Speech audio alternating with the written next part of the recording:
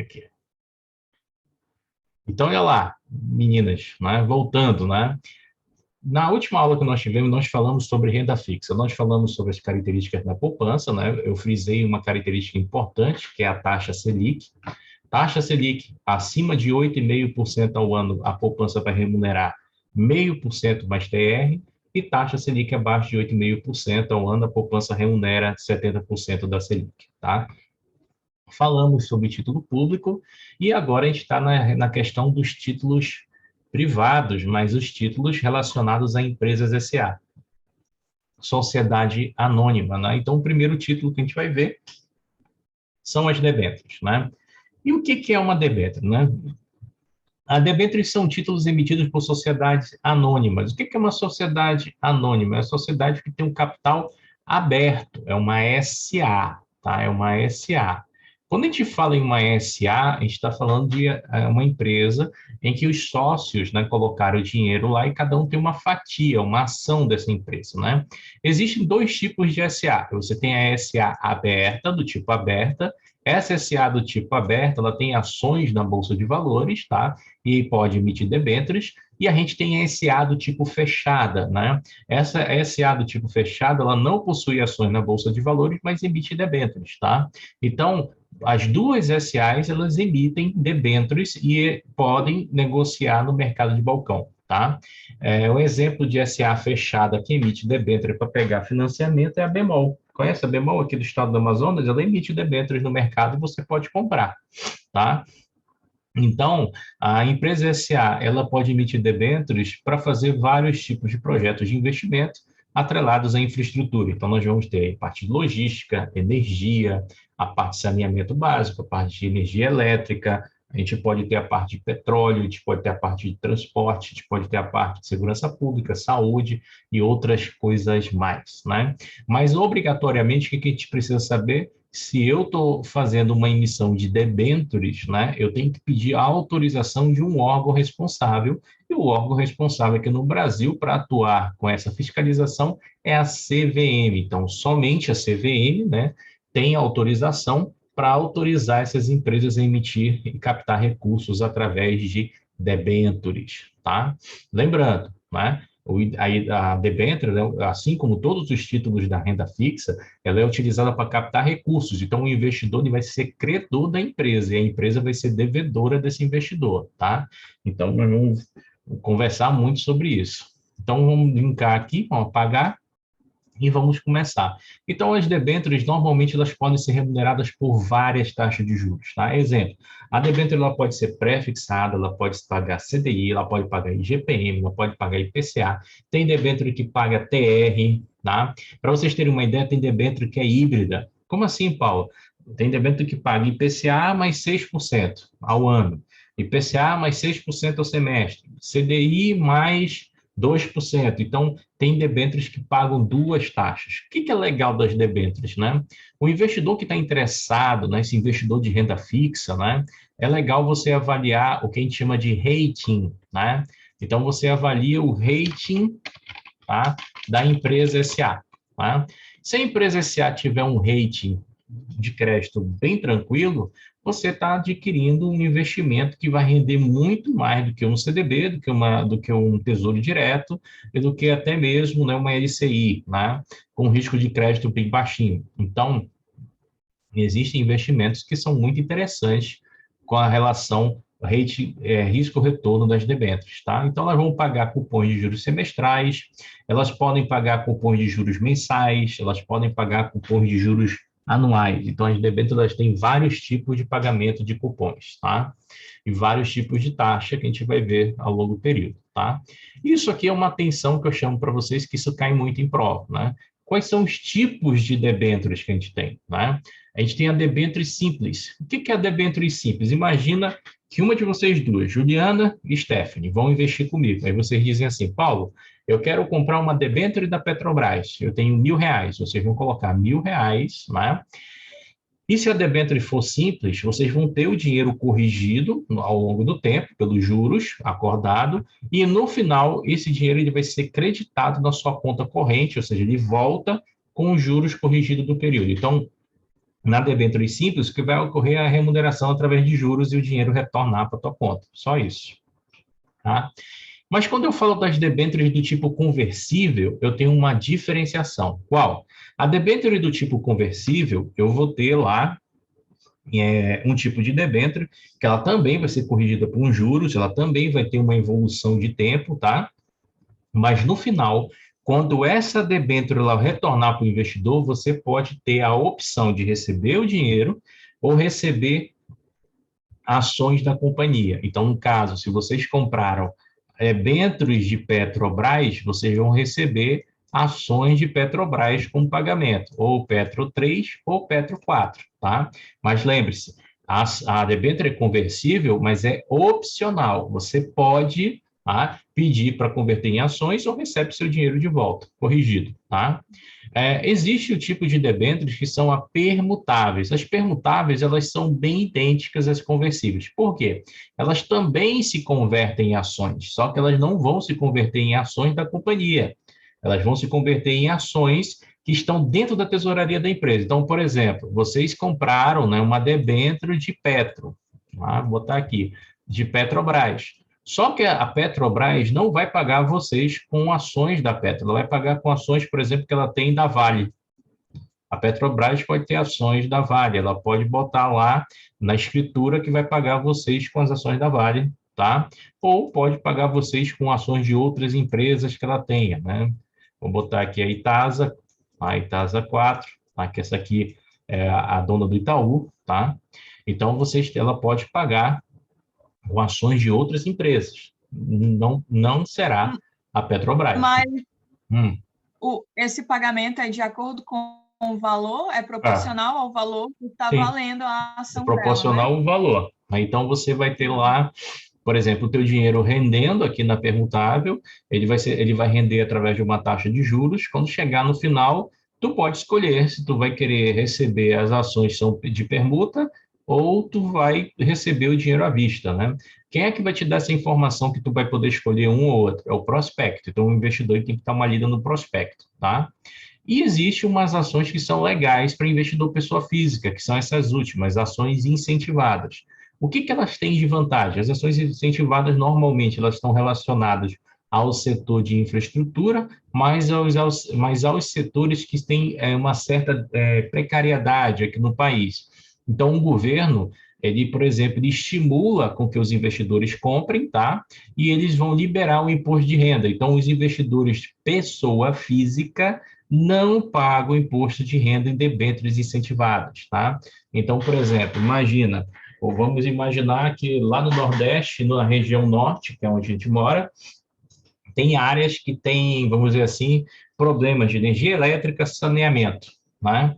O governo pode estimular a iniciativa privada a vir a resolver esse problema, fazer as construções necessárias, e a captação dessa iniciativa privada, se for através de debêntures, o governo vai lá e isenta o imposto de renda, tá?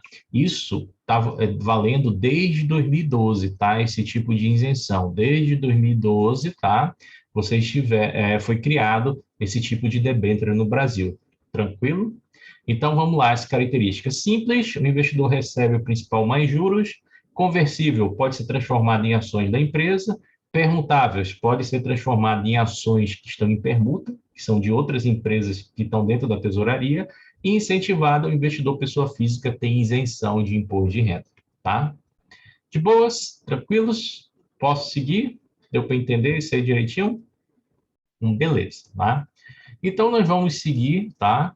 E tem aqui, debêntures, né? O que é, afinal, uma debênture? Como eu falei para vocês, a debênture é um instrumento de renda fixa, ao qual uma empresa se ela vai pegar dinheiro emprestado e depois vai pagar o investidor com juros. É muito parecido com o que os bancos fazem com CDB. Capta através de CDB e RDB, empresta para terceiros e assim fazem suas operações, tá? Uma coisa que a gente tem que tomar cuidado com debêntures que às vezes pergunta em prova, a gente não pode perder essas questões. Quais, né?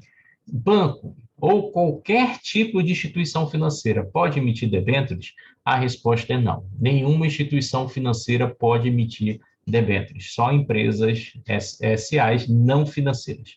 Ah, Paulo, mas o meu banco é um banco e é uma empresa SA. Pode emitir? Também não, tá? Por que que não? Porque o Banco Central, ele só permite, né, a captação de bancos através dos instrumentos de renda fixa tradicional. Poupança, CDB, LCI, LCA e somente, tá? Não através de debêntures. Debêntures fica a cargo dessas empresas, tá? Então, isso aí é uma regra e é bom a gente ter um cuidado com isso aí, tá? Ó, então, a gente tem aqui uma outra possibilidade também de debêntures, uma outra vantagem. Antigamente, para vocês investirem em debêntures, vocês só investiam em debêntures se vocês fossem investidores profissionais ou qualificados, você tinha que ter no mínimo 20 mil para investir, tá? Isso aqui não tem mais, tá? A partir de 2009, qualquer investidor, pessoa física, pode investir em debêntures, tá? E a partir de R$ 1.000, tá? Que isso é o lançamento mínimo da renda fixa. Só que tem um detalhe. Qual? Pode vir na minha prova assim, a debênture ela pode ser lançada apenas para investidor qualificado e profissional? Pode. Se tiver escrito no prospecto que a emissão é apenas para investidor qualificado e profissional, só esse tipo de investidor vai comprar. Se tiver escrito no prospecto que qualquer investidor no mercado pode adquirir esse tipo de debênture, qualquer investidor poderá adquirir essas debêntures, tá? Então, é um critério. Fale, Juliana.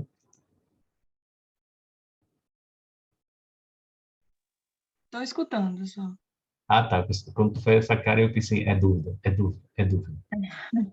Tá? Então, É vamos porque lá. tu falou. Foi? Foi porque o quê? Você continuou e era o que eu ia perguntar Ah, tá. do próximo. Prospecto. Tá. Olha, as debêntures, elas não são padronizadas. Por isso que a gente chega numa característica aqui. Qual? As debêntures, para elas não serem padronizadas, elas não são negociadas no ambiente de bolsa de valores. Elas são negociadas no que a gente chama de mercado de balcão, tá? Por que que elas não são negociadas na bolsa de valores? Porque a bolsa de valores a gente negocia contratos padronizados. Então, por exemplo, uma empresa SA, vou chamá-la de empresa 1. Olha o que a empresa 1 pode fazer. A empresa 1, ela pode emitir uma debênture série 1, né, com vencimento de 2 anos, tá? Essa série 1 pode pagar, por exemplo, uma taxa, IPCA. Exemplo, vou botar aqui IPCA, tá? Se essa empresa precisar de dinheiro para fazer outra coisa, ela pode emitir uma segunda debênture, que eu vou chamar de S2, com vencimento, vamos, sei lá, 5 anos, tá? 5 anos, e pode dizer que a taxa é o CDI. Ou seja, se o investidor entrou na primeira, né, as características da primeira emissão não tem nada a ver com a característica da segunda. Cada emissão vai ter o seu prospecto, cada emissão vai ter suas garantias. Cada emissão vai ter remunerações diferentes. Então, não tem como você, que é investidor, né, dizer, eu estou numa debênture da empresa 1 e eu vou ganhar a mesma taxa de emissão 2. Não. Eu tenho as mesmas garantias de emissão 2. Não. Cada emissão, cada série de debênture tem uma característica. Por isso que é importante o investidor ler o prospecto da operação quando ele for comprar. Tá? Lembrando que você pode comprar a debênture no mercado primário, ou seja, logo quando a empresa emite pela primeira vez, fazendo o IPO, ou você pode comprar o prospecto, ou melhor, você pode comprar a debênture no mercado secundário. Aí no mercado secundário, você já não compra da empresa, você vai comprar de um outro investidor que está querendo sair do papel, tá? E esse investidor ele pode perder dinheiro ou pode ganhar dinheiro com essa saída, vai depender do momento, dos juros, de vários outros fatores. Por exemplo, hoje, o que eu estou orientando os investidores a aplicarem hoje, né? Eu estou orientando muito, né, os investidores, né, aplicar, né, em renda fixa. Por quê? Porque a renda fixa está subindo muito, né? Ela está subindo muito e a tendência é cada vez mais os juros subir, DI, Selic, essas coisas, né? Vai ficar perigoso para quem no futuro? Vai ficar perigoso para uma coisa chamada IPCA. Então, se você tem investimentos atrelados ao IPCA, a partir do momento que a taxa de juros começa a subir muito, né? O IPCA, que é a inflação, ele começa a cair porque vai haver uma queda de consumo no mercado. Tendo essa queda de consumo no mercado, né, você pode ficar com o título na mão, tentar sair dele e não conseguir sair, né? Até o momento, o IPCA está subindo, né? Mas pode chegar um momento em que ele canse de subir devido às medidas de política monetária que o Banco Central está fazendo. Então, hoje, investir em juros está legal, investir em IPCA está perigoso. Entrar na Bolsa de Valores hoje é esperar um pouquinho para poder comprar ações mais baratas, que no momento as ações estão caras, né? Principalmente porque subiu muito a Bolsa esses dias, né? E agora ela está apresentando os primeiros sinais de queda, tá? Então, assim, debêntures não são padronizadas, tá? Para vocês entenderem essa situação, tá? E outra coisa que é interessante, né? Toda emissão de debêntures vai contar com uma Assembleia Geral extraordinária, ou seja, nós vimos que as empresas de ações, né, fazem assembleias para decidir quanto vão pagar de dividendos, né, quanto se vão fazer subscrição, juros ao capital, essas coisas, e os acionistas decidem, né, acionista do tipo ordinário, né. As assembleias, nós vamos ter um outro tipo de assembleia, aonde essa assembleia extraordinária, no caso das debêntures, só vão participar os debenturistas. Quem são os debenturistas? São as pessoas que compraram as debêntures da empresa, né? E essa assembleia, ela não vai ser feita de qualquer forma, ela vai ter uma instituição financeira que vai coordenar os trabalhos. E quem é essa instituição financeira? É chamado de agente fiduciário, que é a instituição responsável por zelar pelos direitos dos debenturistas, tá? Que é uma instituição que nós já vamos conhecer. Então, vou apagar aqui para a gente seguir, vamos para a próxima lâmina, tá? Então, olha só, prazos de debêntures, né, características dela, pode ter qualquer prazo, vocês podem ter debêntures com vencimento de 30 dias, como pode ter debênture com vencimento de 1 ano, 2 anos, 3 anos e assim vai embora, tá? Os juros pode ser pago de forma anual, semestral, trimestral, mensal ou esporádica. Por isso que é bom o investidor consultar bem o prospecto, tá? Eu posso receber correção monetária ou juros. Se for juros, eu tenho lá, eu posso ter uma debênture que pode me remunerar, por exemplo, TBF, taxa básica financeira. Eu tenho uma debênture que pode me remunerar CDI, eu tenho uma debênture que pode me remunerar TR, tá? E existem debêntures que podem remunerar a inflação, né? O IPCA ou IGPM. Lembra que juros atrelados à inflação tem outro nome, pode ser chamado índices de preço. Se for chamado remuneração através de índices de preço, lembrem que é inflação IPCA ou IGPM, tá? Juliana caiu, tá? Espero que levante logo. No vencimento, né, as debêntures podem também ser convertidas em ações, foi o que a gente já falou, né? Ou o cara pode optar, ou o investidor pode optar em pedir, né, dinheiro, né? Possuem vários tipos de garantias, nós vamos ter. Juliana voltou, levantou rápido da queda. Possui diversas características, né, também como resgate do principal antes do vencimento. Tem debêntures que permitem você resgatar antes do vencimento, tá? E principal, debêntures têm algum tipo de proteção, Paulo, do Fundo Garantidor de Crédito? Não, né? Lembrando, pergunta de prova, quem é que tem Fundo Garantidor de Crédito na prova de vocês?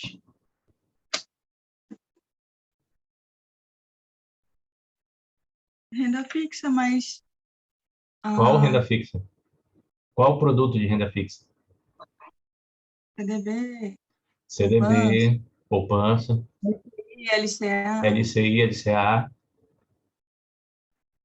né? Tá faltando dois. ICRA. Não, CRI-CRA não, porque não é de banco. Tá faltando a letra de câmbio e o depósito em conta corrente, né? São os 6 produtos que banco que é protegido pelo FGC, tá? Não esqueçam disso não, tá? Então, debêntures não tem, tá? Debêntures não vai ter, né? Ela vai ter outros tipos de garantia que vão ser alienadas na escritura da emissão, que a gente vai ver daqui a pouco, tá? Então, todas as características da debênture, como eu falei para vocês, estão na emissão, então esse slide aqui está chamando a atenção para vocês, tá? E detalhe, né? Nós já falamos sobre isso, né? Existe uma instituição que a gente chama de banco coordenador ou líder, né? Essa instituição pode ser uma corretora, uma distribuidora, um banco de investimento ou um banco múltiplo com carteira de investimento. E esse banco coordenador, né, ele que vai, né, fazer todo o processo de emissão, colocação e pedir autorização da CVM, né, para lançar essa debênture no mercado, né? Então, esse banco coordenador ele vai contar com a ajuda de outros participantes que vão auxiliá-lo nesse processo, tá? Então, é importante a gente entender, né, que a debênture ela vai para o mercado através de uma instituição financeira que é contratada pela empresa para fazer esse processo, tá? A gente vai ver direitinho, tem um fluxo para a gente ver detalhadinho lá na frente, tá? Vamos lá, né? E a questão das ofertas, como é que fica, né? Quem fica a responsabilidade, né? Então, olha só o que acontece. Quando nós temos uma oferta, né, de debêntures, né, elas vão ser negociadas nisso aqui, ó, no mercado secundário, no que a gente chama de SND, que é o Sistema Nacional de Debêntures, tá? Esse Sistema Nacional de Debêntures é uma espécie de cartório, tá? Que é administrado pela B3, ou seja, todo registro de debêntures vai ser feito na B3. Todo registro de debêntures vai ser feito nesse sistema SND, que é controlado pela B3. Antigamente, esse sistema era controlado pela CETIP, Central de Títulos Privados, mas a CETIP ela foi, vamos dizer assim, incorporada, ela foi comprada pela B3, né? Eles fizeram uma fusão, né? E deixou de existir. Tá? Então, essa é a principal situação. Tá? Então, todo título de debênture vai ter um registro no Sistema Nacional de Debêntures para ser consultado. Quem é que vai fazer esse registro? Né? Normalmente é um banco chamado custodiante ou o banco liquidante, tá? São os dois bancos que podem fazer esse tipo de registro lá, certo? Vamos seguir aqui. Deixa eu ver aqui. Pode repetir rapidinho, Posso. que você falou todo o registro das debêntures. Todos os registros das debêntures nesse Sistema Nacional de Debêntures, SND, ele tem que ser feito ou por um banco custodiante ou por um banco que a gente conhece como banco liquidante, banco que faz liquidação, tá? Tanto para mercado primário quanto para mercado secundário, tá? E aí chegamos nele, o agente fiduciário, né? Quem é esse cara? Por que ele é tão importante, né? Para vocês entenderem o processo da importância do agente fiduciário. Quando o banco coordenador ele cria esse IPO, ele lança essa debênture, ele vai escolher várias instituições financeiras para participar do processo, um banco para fazer a custódia, um para fazer a liquidação, um para fazer e eles são responsáveis por fazer registro também, vai ter um market maker que vai fazer as vendas dos papéis, mas eu tenho um banco que é um banco, ou melhor, uma instituição financeira, porque pode ser corretoras, distribuidoras ou bancos, né? Chamado agente fiduciário. O que esse agente fiduciário faz? O agente fiduciário, ele é responsável, tá? Ele é responsável por duas situações. Nossa, tá coçando minha costa. Ele é responsável por duas situações. Quais? Ele vai convocar a Assembleia Geral uma vez por ano. Tá? Assembleia Geral, na realidade são três situações que são importantes. Ele vai convocar uma vez por ano a Assembleia Geral, né? Geral ordinária, tá? Geral ordinária, aonde ela tem que ser convocada até o mês de abril, e essa assembleia, ela vai, né, falar acerca de algumas situações. Quais? Ela vai dizer como é que está o andamento da empresa, o endividamento, os pagamentos das debêntures, saúde financeira da empresa, né? Vai convocar todos os debenturistas e o agente fiduciário tem uma segunda atribuição. Qual? Ele tem que proteger o interesse desses debenturistas, né? Cabe ao agente fiduciário, né, decretar a falência da empresa SA quando ela não faz o pagamento das debêntures, né? O nome disso, a gente tem um nome em inglês que a gente chama de cross, tá? Cross, lembra do CrossFit, para não esquecer, tá? Cross default, tá? Cross default, tá? A gente chama de default, em português, aportuguesado, tá? Então, o que é o cross default? O cross default é um mecanismo de proteção. Como é que ele funciona? Quando a empresa SA não paga, né, uma série de debêntures, ou não paga, né, uma etapa das debêntures, o agente fiduciário ele pode decretar a falência da empresa SA e fazer uma apreensão dos bens que estão garantidos, né, no prospecto da emissão da debênture para proteger os interesses dos debenturistas, tá? Então, isso aqui o agente fiduciário faz, tá? E ele também pode fazer com que os diretores, se for comprovado que eles fizeram de forma ilícita, né, o endividamento, ilícita não seria o termo ilícita, vamos dizer assim, se eles fizeram a empresa se endividar, né, é um termo que seria mais ou menos assim, se foi comprovado que eles endividaram a empresa, né, sem necessidade, e essa empresa quebrou por causa dessa gastança de dinheiro, eles podem ser responsabilizados também com o seu patrimônio, tá? Então, o agente fiduciário ele tem que tomar todas essas precauções. Normalmente, o agente fiduciário deixa junto à empresa, né, um escritório de auditoria e deixa junto à empresa também um colaborador, um funcionário de alto gabarito, né, para trabalhar dentro da empresa para saber como é que está o andamento, os pagamentos, as séries de debêntures. Então, tem todo esse processo que o agente fiduciário vai cuidar. Não é um processo tão simples, tá? Mas é um processo que protege e zela os direitos dos debenturistas, tá? Se não tivesse esse cara aqui para zelar por esses interesses, né, provavelmente ninguém investiria em debêntures por causa do risco. O risco é muito grande, tá? O risco é muito grande. Principalmente o risco de crédito, tá? Vamos apagar aqui, vamos seguir e vamos lá. Então, o agente fiduciário aqui, ó, é obrigatório a nomeação dele, de acordo com a lei das SAs, tá? E a nomeação dele vai ser junto com a emissão e o nome dele vai estar lá no prospecto, tá? O que esse cara vai fazer, ó? Eles podem, aqui, ó, os debenturistas são uma espécie de condomínio, ou seja, como se fosse uma espécie de fundo de investimento, né? E eles vão precisar desse agente fiduciário. Esse agente fiduciário é como se fosse uma espécie de administrador desse fundo, né? E ele pode cobrar uma taxa por esse serviço de fiscalizar a empresa, né? Assim como o condomínio de debenturistas pode mandar esse cara embora, tá? Então, o agente fiduciário vai responder perante o debenturista por qualquer prejuízo que ele venha causar por culpa ou dolo no exercício das suas funções. Então, não tem como o agente fiduciário dizer assim, poxa, a empresa faliu, eu não vi. Não, ele vai responder. Não viu por quê? O que tu estava fazendo? Estava assistindo novela, o problema é teu. Tu vai ter que honrar o compromisso que você estava assim escrito lá na emissão, tá? Então, ele vai, além de proteger, né, esses interesses do debenturista, ele vai avisar os compradores se a empresa emissora de debêntures está pagando corretamente, ou seja, a empresa vai lançar debêntures, ou ainda tem debêntures no mercado que as pessoas estão querendo comprar, ele vai estar avisando, olha, essa empresa está legal, ela está continuando pagando, ó, essa empresa tem default, ela não está pagando, tá? Então, ele faz esse papel, que é importante, tá? E o agente fiduciário poderá usar qualquer ação para proteger os direitos ou defender os interesses dos seus debenturistas, né? Que ações são essas que ele pode fazer, né? Olha o que ele pode fazer, né? Deixa eu só mostrar aqui para vocês terem uma ideia, tá? Ele pode notificar o debenturista sobre qualquer inadimplemento da empresa, tá? Declarar antecipadamente vencidas as debêntures, que a gente chama de cross default, né? Quando ele faz isso, né, lembra que ele está decretando que a empresa está falindo, tá? Ele pode executar as garantias, nós temos essas garantias das debêntures, não vou falar agora delas, porque nós vamos conversar sobre cada uma delas, tá? Ele pode requerer a falência da emissora e representar os debenturistas em processos, né?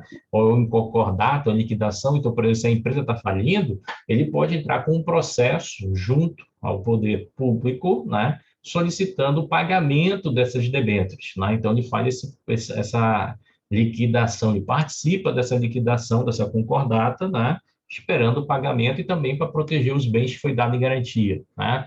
Ele pode tomar qualquer medida necessária para que os debenturistas realizem, né, seus créditos, ou seja, se ele perceber, né, que a empresa, né, pode apresentar qualquer problema, ele pode se antecipar e depois ele avisa para os debenturistas, tá?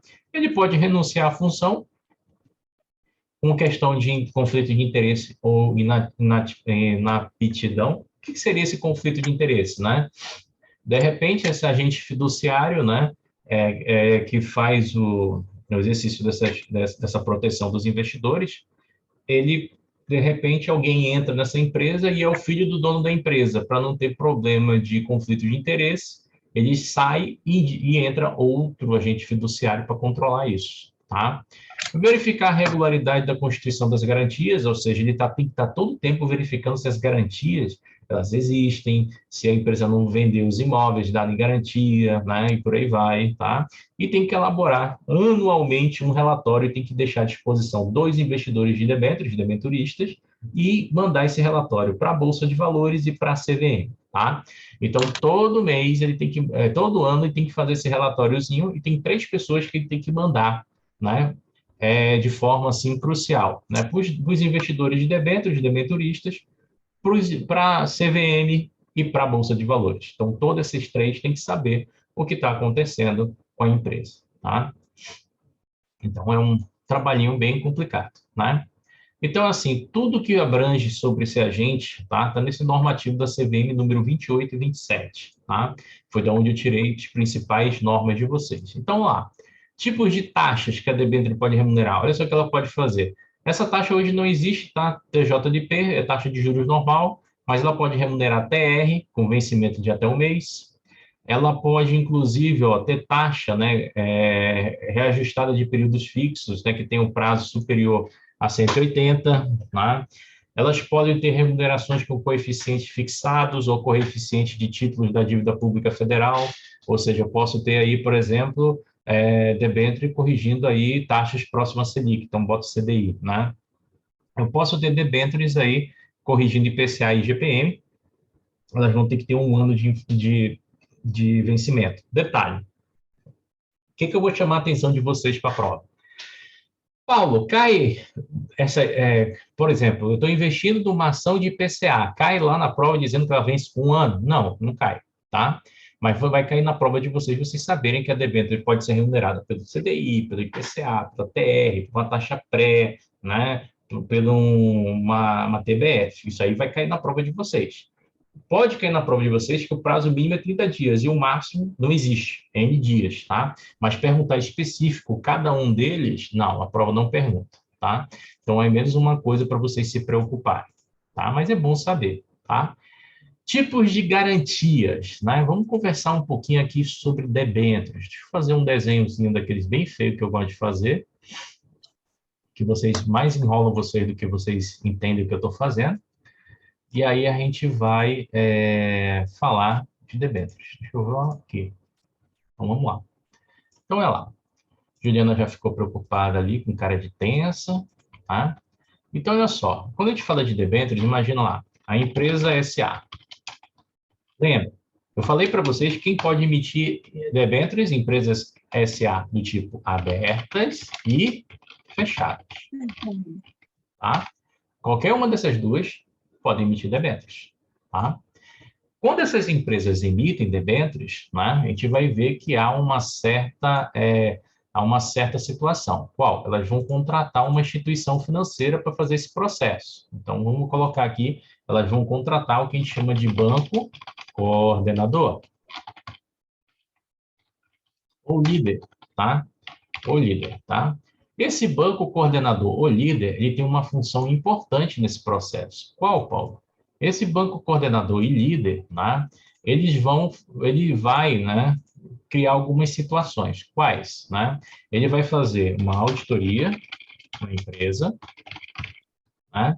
Ele vai elaborar prospecto e as garantias, tá? E vai encaminhar o pedido e a documentação à CVM.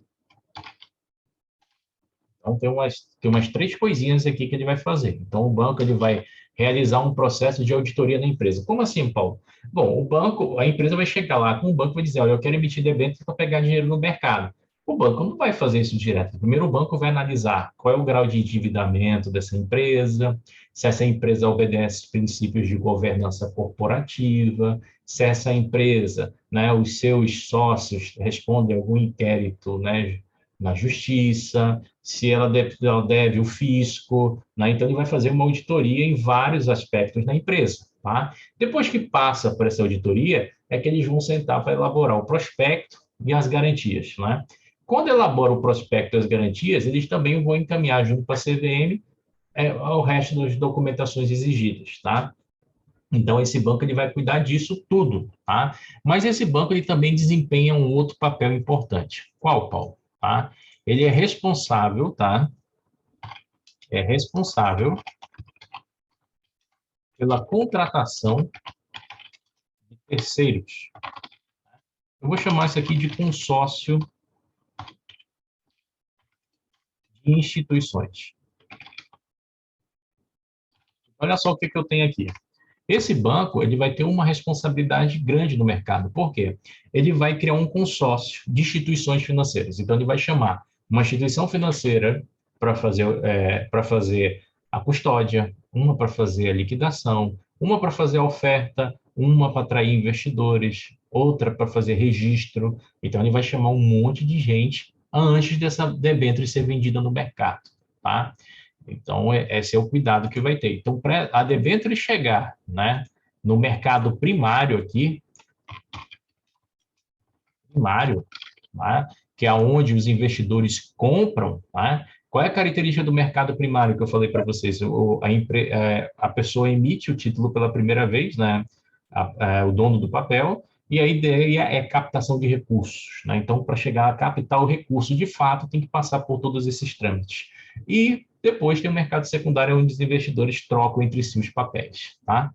Uma coisinha que eu preciso saber para a prova: que tipo de garantias são essas, né, que são acordadas aqui, né? Então, para a gente falar de garantias, a melhor forma para eu explicar para vocês é novamente fazendo um triângulo, tá? Então, a gente vai fazer um triângulozinho, tá?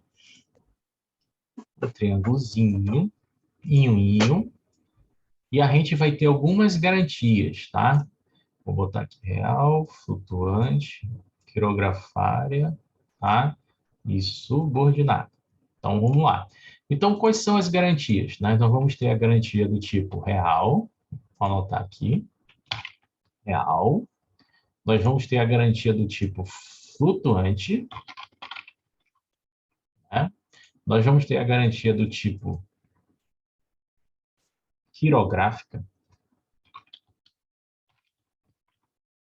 e nós vamos ter a garantia do tipo subordinado, tá? Então, eu já estou colocando para vocês em ordem decrescente a maior e a menor garantia. Então, quando vocês pensarem em garantia, pensa que a real ela vai ser maior do que a flutuante, vai ser maior do que a quirografária, quirográfica ou quirografária, tá? Que vai ser maior do que a subordinada. Tá? Então, essas são as garantias, tá, que nós temos aqui quando a gente fala de debêntures, tá? Ai, Paulo, é muito nome feio para eu decorar para a prova, eu não vou lembrar disso, é muita Refluxo. coisa. Aí, a Stephanie já é aluna antiga minha, né? Existe o bizu, e o bizu é doença de bancário, né? Qual é o nome do bizu? Refluxo, né? E você tem aí a doença chamada refluxo, né?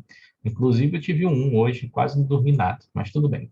Então, o refluxo, ele é a dica para vocês, né, estarem trabalhando bem essa ideia de vocês, né? Mas vamos, assim, conversar sobre essas garantias, né? Vamos falar da primeira, né? Garantia real. Essa garantia real, eu quero que vocês tenham em mente que ela é a garantia mais forte desse processo das debêntures. Por quê? Porque quando a gente fala em garantia real, significa que o bem que foi alienado, né, ele não pode ser vendido, ele não pode ser negociado, só apenas ele vai servir de garantia para os debenturistas. Então, se a gente tem garantia real, significa que os debenturistas estão garantidos 100%, tá? Essa garantia ela cobre 80% do valor da emissão das debêntures, tá? Mas eu tenho uma outra garantia, que é a garantia flutuante. O que é essa garantia flutuante, Paulo? Como o nome diz, flutua, né? Quando você entende que uma coisa flutua, significa que ela não é fixa, significa que ela não é permanente, ela pode mudar a qualquer momento, e essa é a verdade. Então, a garantia flutuante ela vai depender dos credores, né? A empresa faliu, ela tem dinheiro para pagar os credores? Quem? O Estado, a União, o município, os fornecedores? Tem, beleza. Falta mais um. Tem dinheiro para pagar os direitos trabalhistas? Tem. Beleza, então os debenturistas estão assegurados. Se não tiver dinheiro para pagar essa turma, os bens podem ser utilizados para pagamento. E aí o debenturista pode perder dinheiro, tá? Então ela tem essa garantia flutuante é uma garantia fraca. Então vamos dizer assim, uma garantia fraca, né? A quirográfica um nome estranho, né? Mas esse nome estranho quer dizer sem garantia, tá? Então, a quirográfica, o cara também não tem garantia de nada. A garantia é só o nome da empresa, né? Sou Joe, né? Se ela quebrar, já era. Então, não tem garantia nenhuma, né? E a subordinada? A subordinada também é uma garantia extremamente fraca. Então, todas essas daqui são garantia fraca. Da flutuante para baixo, todas são garantia fracas, tá? O que seria subordinada? Subordinada, ela vai ser vinculada ao pagamento dos acionistas. Em caso de falência, quem é o acionista que recebe primeiro? Hein, meninas? Em caso de falência, quem é o acionista que recebe primeiro? É o... vendo na minha cabeça, vocês pensam... Não, caso de falência, quem não, é o acionista que recebe primeiro? Ordinário ou preferencial? preferencial. Tá aí. Preferencial. Aí, olha só Na minha cabeça ela tá uau.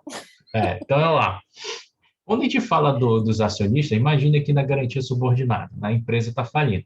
Ela vai ter que pagar os fornecedores, os trabalhadores, o governo, tudo bonitinho. Sabia que eu pensei?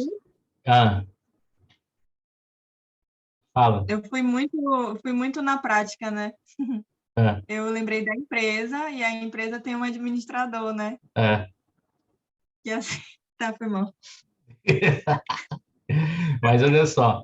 Então, olha só o que é que acontece. Na garantia subordinada, a empresa tem que pagar, primeiro, os direitos trabalhistas, depois o governo. Na verdade, é primeiro o governo, depois o direito trabalhista, depois os credores. Tá? Se sobrar dinheiro na subordinada, ela vai pagar os acionistas, sendo que quem tem preferência é o preferencial. Depois vem o ordinário. Se sobrar dinheiro depois dessa escalação de pagamentos, né, aí paga-se os debenturistas. Tá? Então, dica para a prova. Tá? Qual é a garantia firme? Real. Qual é a garantia verdadeira, mais forte, mais robusta? É real.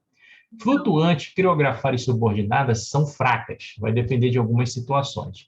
Quem é que não tem garantia? Quirografária. A flutuante, ela depende do quê? Se eu tenho dinheiro para pagar quem eu devo. Se eu pagar quem devo, eu tenho dinheiro para pagar os debenturistas. E a subordinada? Vai depender se eu tenho dinheiro para pagar os donos. Se eu pagar os donos, eu pago os debenturistas. Se eu não tiver dinheiro para pagar os donos, todas as garantias das debêntures serão utilizadas. Deu para entender? Por isso que a subordinada ela está vinculada ao pagamento dos acionistas, subordina-se ao pagamento dos acionistas. Né? Então, paga essa turma para poder ter direito de pagar os debenturistas se sobrar. Tranquilo? Tu pode repetir, se pagar os donos?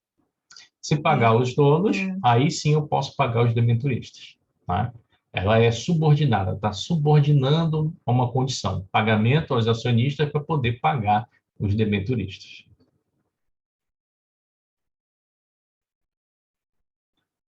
E quem vai controlar toda essa relação? Quem é o cara que vai olhar tudo isso aqui para saber se as garantias estão ok, para saber se os direitos estão sendo respeitados, para saber se as auditorias estão ok?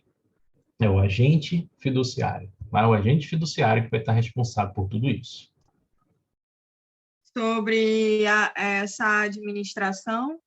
Ele vai olhar o que a administração está fazendo, ele vai olhar o que o Conselho Fiscal está fazendo, ele vai olhar os pagamentos da empresa, ele vai olhar o fluxo de caixa da empresa, ele vai ver se a empresa está realmente pegando o dinheiro que era para fazer tal objeto, né, das debêntures. Se ele realmente fazendo isso, ou era só como dizer assim, a empresa está desviando o recurso para outra finalidade, né? Então, ele tem todo esse trabalho, né? Porque ele tem que guardar o interesse dos debenturistas, porque caso não, ele responde por isso. Então, ele acaba sendo uma espécie de fiscal a mais nesse processo, tá? Tem muita debêntures emitida no Brasil, Paulo? Tem.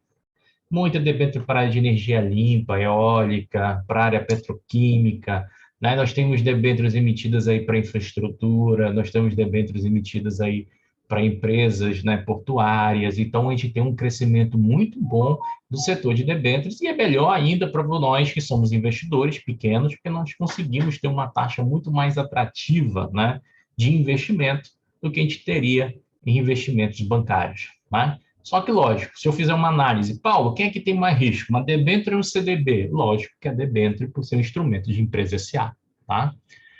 Tudo tranquilo? Deram para entender aí? Deram mesmo. Ok. Tá. Qualquer coisa, a gente vai ver.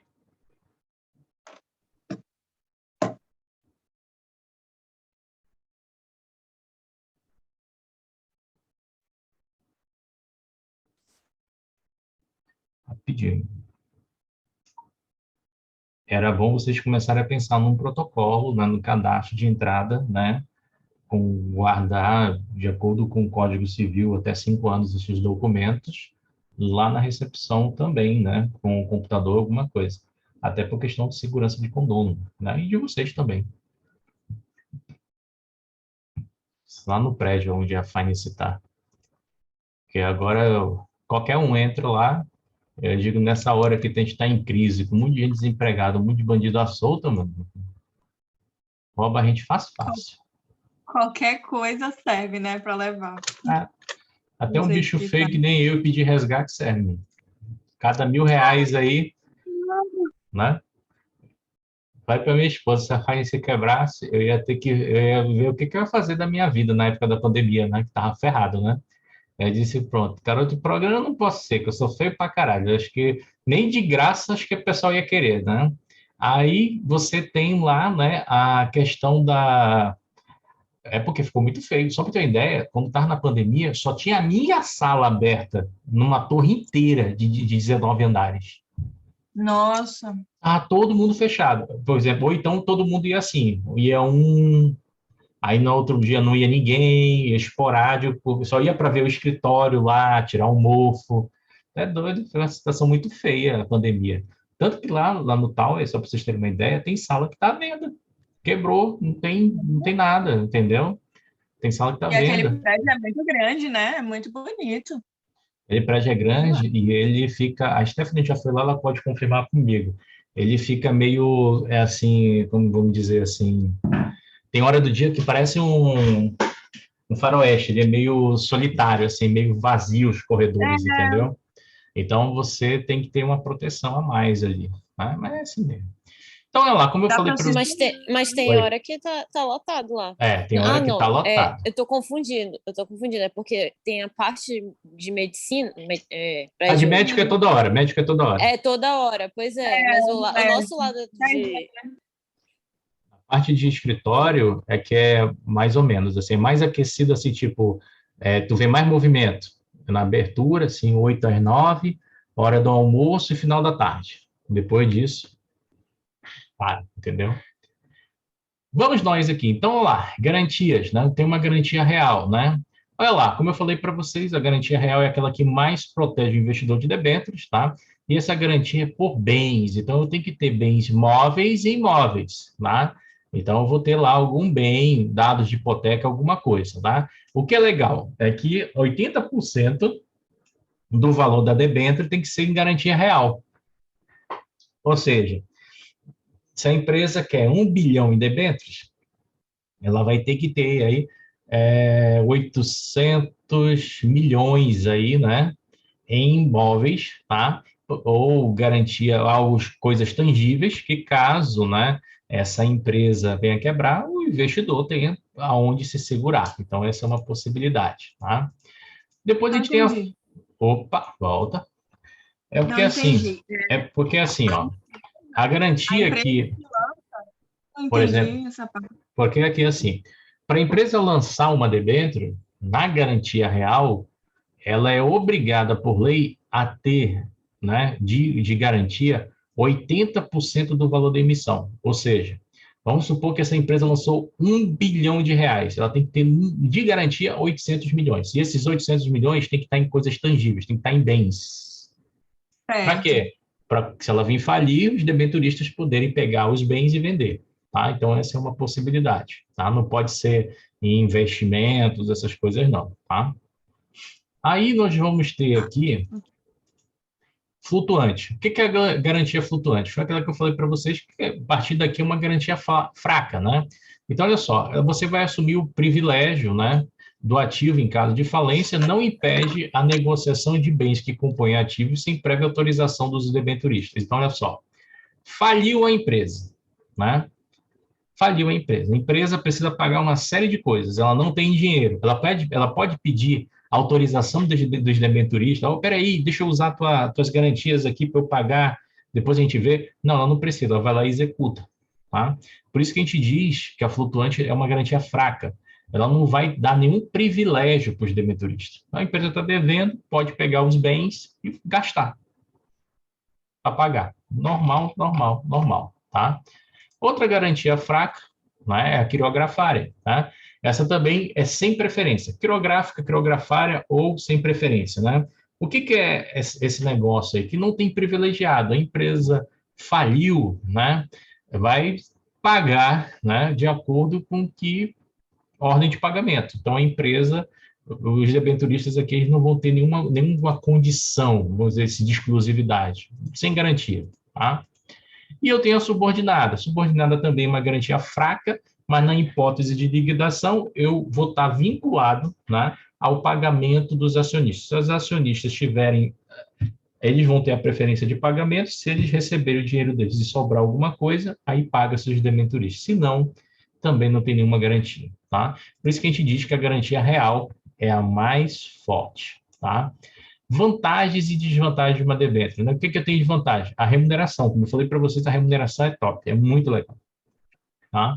Eu já comprei debênture de Petro, já comprei debênture do BNDES, é muito top as remunerações de debênture, né?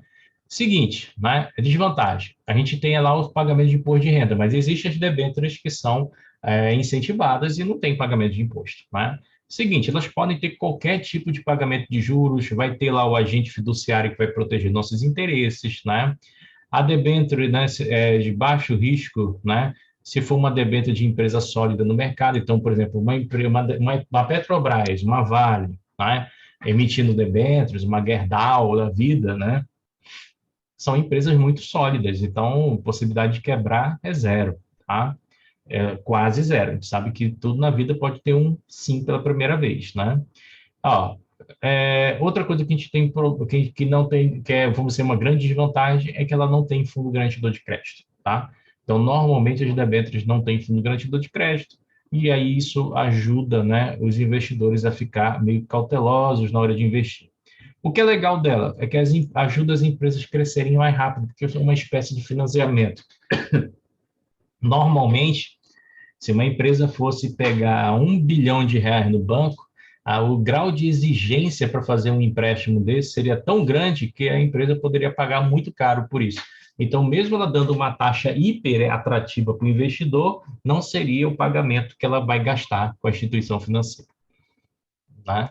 Sem contar que para a instituição financeira ficar Paulo, com... Oi. Eu estou com uma dúvida em questão do... É porque, assim, no fundo garantidor, tem um teto máximo que o cliente consegue reaver, Sim. né? Sim. Aqui também tem isso na debêntures? Não, a debênture não tem, o FGC. Então, por exemplo, se eu tiver, sei lá... A empresa faliu, então... se tu tiver R$ 1, perdeu. Entendi. Não tem proteção, não. FGC, bom, deixa eu tirar logo essa dúvida. A gente vai ver lá na frente, mas deixa eu tirar logo, que já fica gravado aqui, aproveitando a tua pergunta. Mas quando tu pensa em FGC, eu quero que tu pense assim, tá? Vamos fazer um esqueminha aqui. FGC. O que o FGC protege? Tá? Vamos entender aqui quem são os investimentos que ele cuida. Então, vamos lá. O FGC, ele vai proteger essa turma aqui. Quem? CDB, RDB, LCI, LCA, letra de câmbio, LC, tá? E depósito à vista. O que é depósito à vista, Paulo? Depósito à vista é a conta corrente, tá? Deixa eu botar aqui poupança. Esqueci de botar aqui poupança. Tá? O FGC, ele tem um cara que foge à regra. Quem? É um que a gente chama de depósito com garantia especial. A gente chama ele de DPGE, tá? Esse cara tem FGC de R$ 20 milhões. Tá? O FGC dele é 20 bilhões, tá? Essa turma que está aqui em cima, tá? Essa turma que a gente tem aqui do CDB, da LCI, essa turminha aí, essa turma aqui, o FGC deles é de 250 mil. Tá? FGC, 250 mil por CPF e instituição. Tá? Mas só que tem que tomar cuidado com uma seguinte situação. Olha o que às vezes confunde vocês, né? Então, vamos lá fazer um paralelo aqui sobre essa situação, tá? Imagina que eu estou falando desse cara aqui, tá? A gente vai falar aqui desse cidadão aqui. E imagina a seguinte situação. Imagina que um cliente de vocês, ele tem conta em 5 bancos. Então, vou botar aqui 5 bancos ele tem conta. Tá? Então, vou botar aqui banco 1, banco 2, banco 3, banco 4 e banco 5. E esse cara, nós vamos fazer aqui na análise, só para facilitar, ele tem 250 mil em poupança. Em todas as instituições, ele vai ter 250 mil em poupança, tá? Então, vou botar aqui 250 mil em poupança. Vou tentar Ctrl+C, Ctrl+V, mas não consegui. Vou colocar aqui 250 mil em poupança, tá? Olha só o que aconteceu. Isso aqui que eu vou falar para vocês, tá? Mudou em 2017, tá? O que acontecia? Antes, o cara ele poderia ter conta em 10 bancos, 20 bancos, se os 20 quebrassem, ele ia receber até 250 mil de cada um. Hoje não é assim. Então, olha só. A partir de 2017, o Michel Temer ele fez uma norma, né, que diz o seguinte, né, que o investidor ele tem 250 mil por instituição e um teto, tá? Um teto renovável de 4 em 4 anos de 1 milhão. Tá? Essa foi a mudança que teve no FGC. O que significa isso? Vamos tentar entender aqui agora o processo. Tá? A atenção de vocês agora vai ter que ser máxima. Tá? Então, entenda aí. Ele tem 250 mil em cada uma. Então, ó, 250 mil, 500 mil, 750 mil, 1 milhão. Concorda comigo que ele tem 1 milhão nessas 4 contas? Beleza. Sim. Se esse cliente tivesse mais uma conta em um banco, ele ia ter 1.250.000, certo? Aí, olha só o que acontece. Vamos supor que esse cara é azarado. Todas as instituições quebraram, né? Todas as instituições quebraram. Ele só vai receber, né, a proteção do FGC nessas 4 instituições. Na quinta, não. Porque nessas 4 soma o teto de quanto? 1 milhão. Então, somando as 4, ele tem 1 milhão de teto. Né? Lembrando que cada uma delas paga até quanto? 250 mil por CPF instituição. Beleza. Só que tem um detalhe. Se quebrar as 4, né, você tem uma situação ainda mais complicada. Qual, Paulo? Observa o seguinte, né? O teto ele só vai renovar de 4 em 4 anos, ou seja, esse cara ele vai ficar sem a proteção do FGC por 4 anos, entendeu? Então, esse é que é o problema do FGC. E outra coisa que eu já descobri na vida, nem todas as instituições que botam CDB têm FGC para o CDB, tá? Eu descobri isso já com as experiências do dia a dia, tá? Nem todo banco faz isso, tem. E, Paulo? Vale. Assim, tem cliente que chega lá com a gente, né? Comigo, acho que não chega tanto, mas eu vejo mais na pessoa física, né? Com os colegas lá. Ah, porque no banco tal tá conseguindo me pagar tantos % do CDI e tal. Quanto mais alta a taxa, mais alto é o risco de quebrar. Ou então, tem que ver se esse banco tem tá FGC. Né? Porque tem banco que não tem FGC. Por exemplo, a Genial, sim, a corretora onde eu trabalho, olha o que ela faz. Ela tem lá o CDB com liquidez diária, ela paga 99% do CDI, 99%, qualquer valor a partir de R$1.000, 99%. Liquidez diária, a hora que você quiser sacar, saca, tem FGC. Mas ela tem uma regra para os 220%. Qual? Os 220% você só pode ficar 3 meses com ele aplicado. Entendeu? 3 meses, né?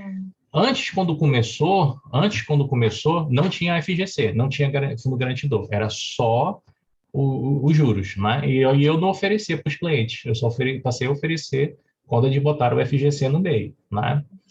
Mas, assim, existem bancos que estão fazendo essas operações, mas não colocam o FGC. Aí o cara tá achando que tá lá, tá todo protegido, não sei o quê. Se quebrar, olha, vai junto, tá? Já aconteceu isso? Já. XP Investimento, Banco Cruzeiro do Sul. Na época, o CDB e a LCI pagavam 1%. Teve investidor que botou lá e quebrou. Ficou mais de... Só que lá pagou o FGC, mas ficou assim um ano para receber o dinheiro, né? Que não é rápido assim, faliu, vai receber o dinheiro não, tá? O banco ele Isso que eu queria faliu, saber se era. não. O banco faliu, primeiro vai ter um processo administrativo do Banco Central. O Banco Central vai investigar as contas do banco, o Banco Central vai querer saber o motivo do banco ter quebrado, vai fazer todo o processo de liquidação, vai saber como foi a administração desse banco, até comprovar de quem foi a culpa. Se não foi culpa de ninguém, ele declara que foi uma liquidação e pronto. Se teve culpa dos sócios, dos administradores, ele vai responsabilizar os sócios e os administradores. Então, não é assim, porque eu tenho um FGC, pô, vou receber daqui para amanhã. Não, pode demorar anos, meses, Meu Deus. entendeu? Então, por isso que é bom você sempre colocar a CDB em instituição de ponta, né? Você tem que ver o rating da instituição. Se a instituição aqui no Brasil ela for AAA, 2As, né? A, 3B, 2B, até 2B, eu acho que ainda vale a pena tu colocar. Passou de B, B menos, C, acho que já não vale a pena você correr risco. Lembrando que nós somos um país, né, que tem risco político, risco de um monte de coisa, então não vale a pena. Por exemplo, só para te ter uma ideia, nós só temos 3 bancos que têm rating AAA, AAA, que a gente chama os 3Azinhos. Quem? Bradesco, Itaú e Santander, só. Banco do Brasil e Caixa Econômica são 2As, né, double A, né? Aí, depois disso, abaixo disso, vem as outras instituições, entendeu? Então, você tem que olhar, o site do Banco Central tem um rating, né? Normalmente, eu oriento o cliente, né? É por isso que eu sou liso, porque se eu fosse querer ser sacana, eu já tinha ganhado muito dinheiro nessa vida, porque eu só fazia usar meu conhecimento e jogar onde eu quisesse o dinheiro do cliente. Mas como eu não quero ter dor de cabeça no futuro, aí eu explico para o cliente todos esses pós e contras, Sim. e aí ele investe se quiser. Por exemplo, eu acabei de perder um cara de 50 mil, ele ligou para mim, passou uma mensagem, disse: Não, eu quero investir, eu quero dolarizar a minha carteira. Eu lhe perguntei: Você já investiu alguma vez? Não, nunca. Eu digo: Então a gente precisa sentar para conversar, para ver os riscos, as possibilidades, ver o que você aceita, não sei o quê. Ah, não, não quero fazer isso, não, é muito confuso. No outro cara é mais fácil, eu vou lá com ele, tá? Porque comigo o cara ele tem que Tá. sentar, eu quero explicar, Então, entendeu? depois que ele se arrepender da graça. Pois é, porque o que tem é um monte de gente aí no mercado financeiro aí, assessor, gerente de outras instituições bancárias. Você tem aí os pseudos gurus, as pirâmides financeiras, um monte de gente prometendo rentabilidade absurda, né? Eu disse para ele, eu não Os tenho. videntes. Tem os videntes. Eu disse para ele, Blocos. eu não posso prometer rentabilidade para você. O que eu posso dizer é o seguinte: instrumento de renda fixa está pagando entre 0,95% a 1% ao mês. Depende do seu risco.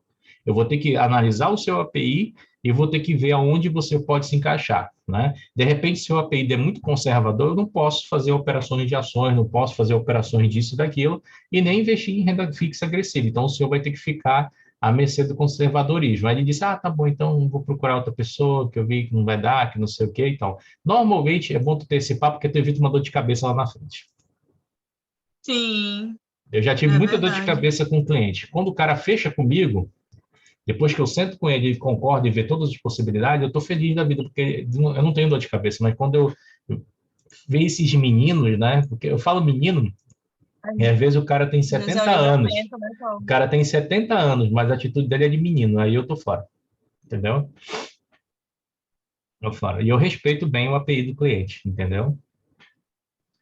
Vocês conversarem com um cliente meu, vocês vão ver que eu falo tudinho, tudinho, tudinho, tudinho, tudinho. E tem cliente meu que tem investimento nos bancos de vocês, eu digo bem assim: Mano, acho que não vale a pena tu trazer para cá, não. Fala assim mesmo. Deixa lá. Aí, se tiver um investimento ruim, eu digo: Conversa com a tua gerência. Se eu não conseguir alguma coisa melhor do que isso aqui que tá rendendo porcaria, traz para cá que eu ajeito, né? Mas não fico fazendo, não. Porque depois tu trazer e o cara não ver que é a mesma coisa, depois ele não gostar, aí é problema. Então, lá, debêntures. Você tem aí taxas: 22,5%, 20%, 17,5%, 15%. a alíquota regressiva do imposto de renda ainda vai pagar IOF, tá? Então, esse aqui é o nosso estudo de debêntures, tá? A gente se prolongou um pouquinho, eu demorei um pouco mais, tá? Para falar, até porque a gente revisou isso aqui, tá? A Stephanie participou da aula, mas a conexão estava caindo muito e não estava legal o conteúdo, e aí eu decidi fazer tudo de novo, tá?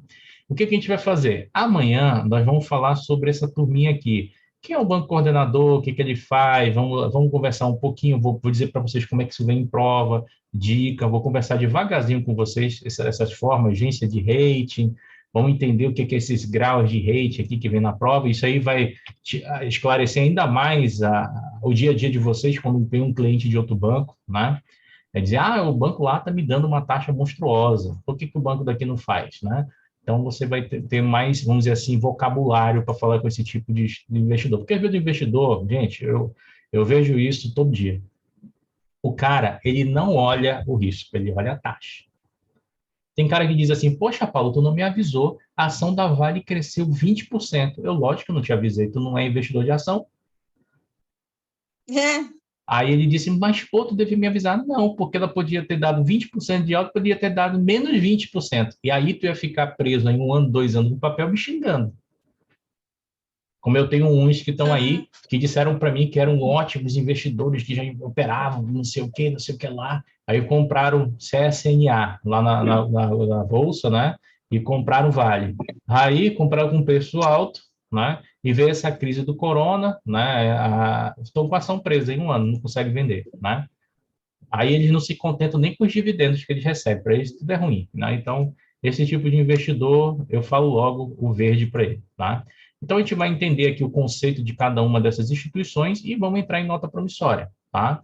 Quando a gente entrar em nota promissória, a gente vai ver as características de nota promissória e vamos entrar nos instrumentos bancários. Aqui vai ser rapidinho, que a gente vai falar dos instrumentos que a gente já conhece e vamos falar ali do CRI, do CRA, né? E vamos terminar essa parte do módulo 4, né? Relacionada à renda fixa, tá? E o que vai faltar do módulo 4? Derivativos, né? Derivativos, assim, é uma coisa que dá mais dor de cabeça no CPA 20 no bancário, porque vem poucas questões, né? Mas como é uma coisa que é muito, assim, além do que vocês veem na agência, vocês pensam que é um bicho de 7 cabeças. Então, eu vou explicar para vocês de uma forma bem tranquila, derivativos, tá? A gente vai perder uma aula inteira só com eles, tá? E é rapidinho, não é tão difícil, não. A ideia é explicar que vocês entendam de uma forma assim, simples, né? Então, hoje é o quê? Segunda-feira. Amanhã eu quero terminar isso aqui, essa parte, e pelo menos ir até o final aqui, perto dessa parte bancária. Na quarta, eu já quero ver derivativos com vocês. A gente fica quarta e quinta com derivativo para brincar, para conversar com calma, sem pressa. Porque tem questões lá que são muito simples. Vocês vão olhar para a questão e vão dizer qual é a resposta. E eu quero dar esses bisus para vocês. E na sexta, se vocês toparem, né, a gente faz aquela colocação lá das aulas, a gente já mata fundo de investimento e, se der, já leva previdência. Se a gente levar fundo de previdência e fundos de investimento na sexta, eu só vou precisar de mais uma aula com vocês na próxima semana, que é para falar de risco, né? Falar de índice Sharpe, de desvio padrão, essas coisinhas que também não é nada tão difícil, tá? Entendeu? Por que eu digo que não é nada tão difícil? Porque é só teoria. Eu vou passar para vocês os gatilhos certos que caem na prova, tá? Agora, no CEA, não. No CEA, quando vocês forem estudar comigo, é tudo matemática. E aí a gente vai ter que estudar mesmo cálculo, HP, ver todos esses detalhes, tá? Mas, assim, se vocês revisarem nessas aulas quando terminarem uma semana, assim, na porrada mesmo, fizeram os exercícios, mandaram dúvida para mim, pode marcar a prova na outra semana que vocês passam. Mas tem que ser uma semana... Amém, Senhor. Tem que ser uma semana pegada assim mesmo. Paulo terminou o curso, vocês calculam uma semana, revisa tudo, estuda, faz exercício e arrebenta, entendeu? Então, eu vou me despedindo hoje por aqui e amanhã a gente está de volta. Beleza. Até amanhã, galera. Até amanhã. Até amanhã. Beijo, tchau.